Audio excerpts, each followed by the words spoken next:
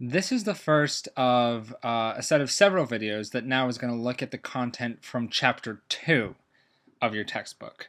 The focus of Chapter 2 in your book is paying special attention to the language of arguments. And the first type of language that we're going to look at in this lecture is ambiguity. Ambiguity is the capacity of being understood in two or more ways.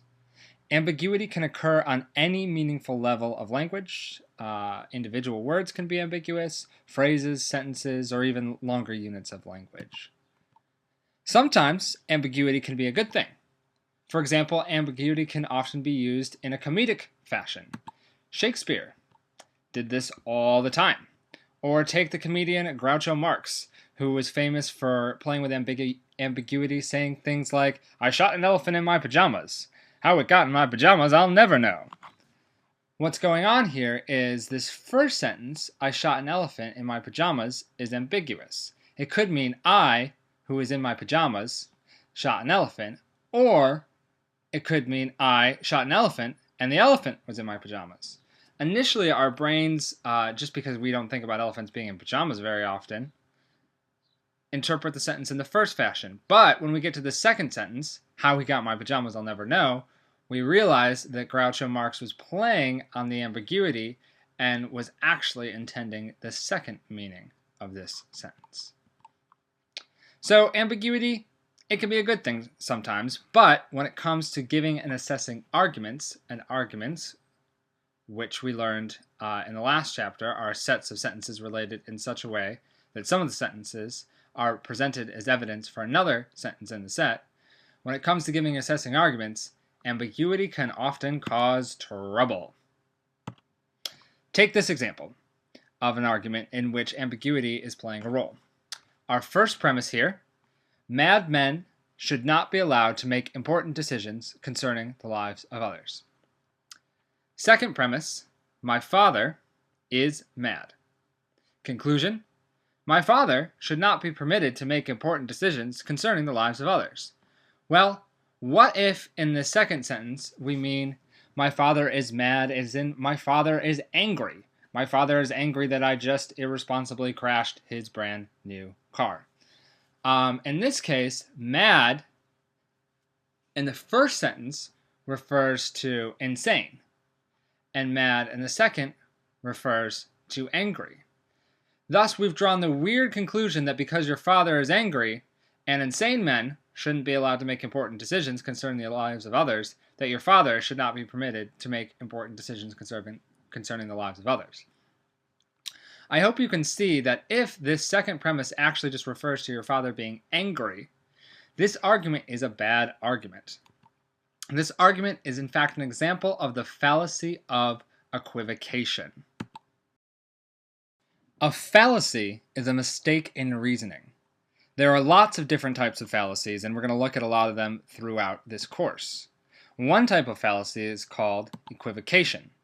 The fallacy of equivocation occurs when the force of an argument depends on shifts in meaning. Something can be a fallacy of equivocation even if the arguer's shift in meaning is unintentional. And that's true of any of the fallacies that we'll talk about. They can occur even if the mistake is unintentional. In our previous example, the equivocation resulted because of an ambiguity in a single word, the word mad.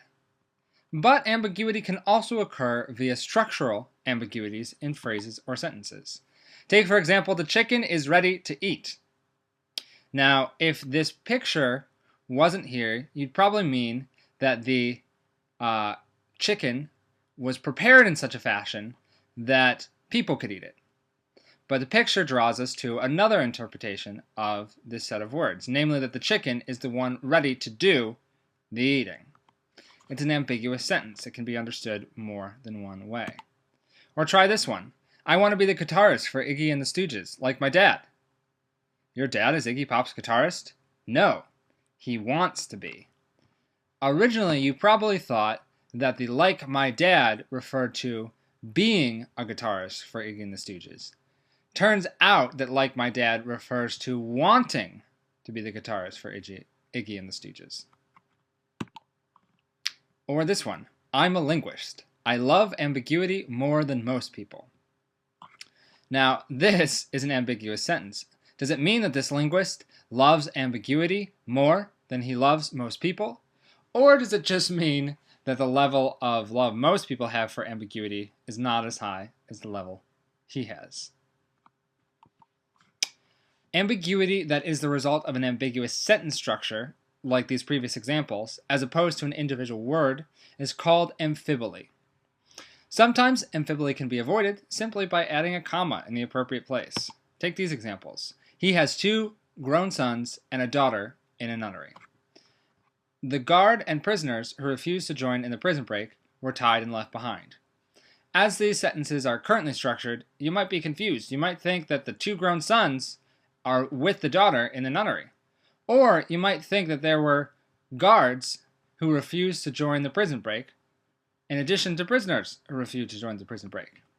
Add some commas, and suddenly we can see that this is referring to grown sons, and that in a nunnery refers back to just the daughter, and that who refused to join in the prison break refers just to prisoners and not also the guards. So, moving forward, ambiguity is something you're going to want to keep an eye out for.